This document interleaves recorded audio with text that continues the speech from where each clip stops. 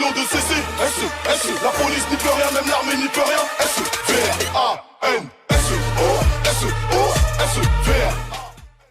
Hey, yo les BG, c'est FTW Droopy et j'espère que vous allez bien car moi je suis au top de ma forme. Et aujourd'hui on se retrouve pour mon premier commentaire sur sa chaîne. Donc il m'a demandé gentiment de lui rendre un service et comme je suis un mec plutôt sympa, je lui ai rendu le service. Donc aujourd'hui on se retrouve pour un petit gameplay sympa de la part de Oxygen Zoax. Le gameplay ça va être quoi? Le gameplay ça va être un 54 gun streak à la Razorback sur l'une des nouvelles maps du DLC Awakening. Donc la map c'est Gauntlet en domination hardcore.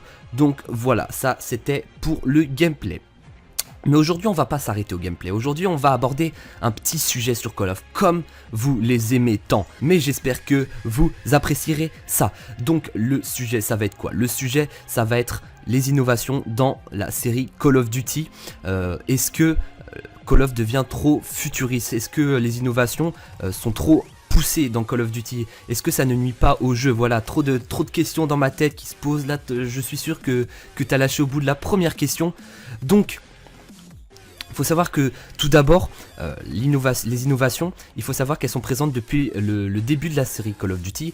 Donc jusqu'à de Code 2 il me semble, il y avait quand même des innovations avec par exemple le fait de pouvoir diriger un char. Après, il faut savoir qu'il y a eu un peu une innovation futuriste, on va dire, je mets des gros guillemets, à partir de Black Ops 2, donc le fait qu'on pouvait déjà devenir invisible dans la campagne, pas dans le multi, hein, attention, pas dans le multi, mais après ça a été quand même une innovation futuriste, rien que aussi dans le zombie avec tout ce qui était les armes un peu laser, comme je prends exemple comme le pistolet laser, donc ça faut savoir que ça c'est des innovations assez futuristes, mais qui n'ont certes pas nuit au jeu parce que BO2 ça a quand même été un très bon jeu, donc ça a pas nuit au jeu, c'était des petites innovations. Le fait aussi de taper sur une tablette pour débloquer tout ce qui était score streak, donc voilà les score streak hein, aussi qui ont été une innovation sur Black Ops 2. Donc ensuite, il y a eu aussi d'autres innovations par la suite, un peu moins sur Ghost. Sur Ghost, les innovations, on va dire que futuristes, hein, j'entends bien futuriste parce qu'il y a quand même eu des innovations avec le chien dans la campagne et même dans le multi, en tant que killstreak, voilà. Et oui, donc il y a eu quand même des innovations à partir de AW avec tout ce qui était exosquelette, voilà hein, le grand monument que sont les exosquelettes. Donc les exosquelettes c'est les petites sortes de jetpack qui te permettent de faire des jumps, voilà des jumps, des sauts quoi, qui te permettent de sauter haut et de sauter un peu partout comme un singe un peu. Donc ça c'était quand même une innovation assez futuriste parce qu'il faut te dire qu'à la guerre, les gens ils sautaient pas comme ça tu vois. Et donc chaque exosquelette avait sa particularité, ce qui rendait une diversité plutôt correcte on va dire. Donc ça c'était pour AW. Et aussi il y a eu une innovation quand même qui a été un peu, comment dire, un accès à une sorte de petit commerce avec tout ce qui était les packs que tu pouvais acheter justement pour débloquer des armes, des camouflages, qui est justement, si tu n'as pas eu AW sur Black Ops 3, ils ont adopté un peu le même système, donc une sorte d'ouverture de pack, voilà, tu payais, tu pouvais payer, voilà, hein, mais à la base, normalement, au fur et à mesure de tes parties, tu gagnais des points qui te permettaient d'ouvrir les packs, mais si tu payais, tu pouvais avoir des choses plus rares, voilà, hein, comme sur Black Ops 3. Donc ça a été quand même une innovation, et on va dire que ça a un peu nuit au jeu parce qu'au début d'AW, quand les gens ils ont vu ça, les exosquelettes, ils se disaient ouais ça peut être pas mal, mais après une fois le gameplay pris en main, ils se sont dit ça part un peu en couille, voilà, parce que il y a des gens qui jouent au sniper, ils sont un peu perdus au début, après les autres aussi ils sont un peu perdus parce que faut te dire que quand tu passes de Ghost à AW, sur Ghost t'as pas l'habitude de faire des sauts comme ça tu vois, donc tu t'es un peu perdu. Et par exemple c'est la même si par exemple tu joues beaucoup à AW et tu retournes sur Ghost, le gameplay il change, voilà, donc c'est quand même une innovation qui a un peu marqué la communauté Call of.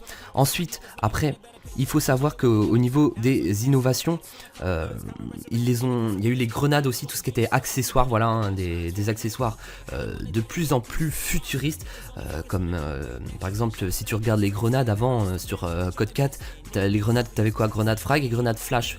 Maintenant t'as 20 grenades, c'est un truc de fou tu vois. Et puis tu peux même en avoir, je regarde sur Black Ops 3, mais tu peux avoir 4 grenades tu vois. C'est quand même assez fou. Sur Code 4, t'avais une grenade, t'étais content, tu vois.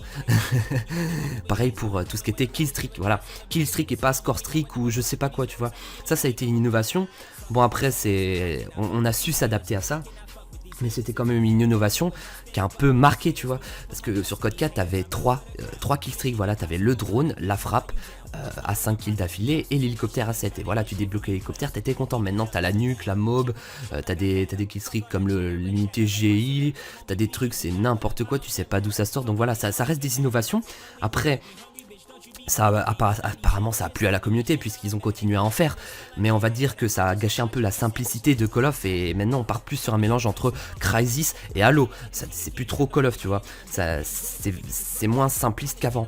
Moi je trouve que, enfin, après on voit ça comme on veut, mais ils ont essayé de toucher plus de monde avec les innovations, justement en rajoutant des innovations, ils ont essayé de toucher un plus grand public, voilà, hein, parce que si ils retournaient sur par exemple Code 4 avec ou une seconde guerre mondiale, tu vois, ils savent très bien que ça va pas toucher tout le monde, leur communauté. Je bug un peu, excusez-moi. Leur communauté Call of, eh ben il y en a beaucoup qui vont partir parce que ils préfèrent les innovations. Voilà, hein. Il y a une mineure partie qui préfère le réalisme sur Call of. Et maintenant ça part plus dans tout ce qui est arcade. Voilà. Donc ça va être tout pour le commentary. Donc voilà, on est déjà à 6 minutes 20 de commentary. Moi je vais vous laisser. J'espère que le commentary vous a plu. Je suis un peu fatigué, donc j'espère que ça s'entendra pas sur le commentary. En tout cas moi je vous laisse, je vous souhaite une bonne journée et une bonne soirée. J'espère que vous aurez apprécié la vidéo. En tout cas voilà, hein, je vous fais le petit bisou des familles sur l'oreille droite, tu connais. C'était Droopy, peace les frères.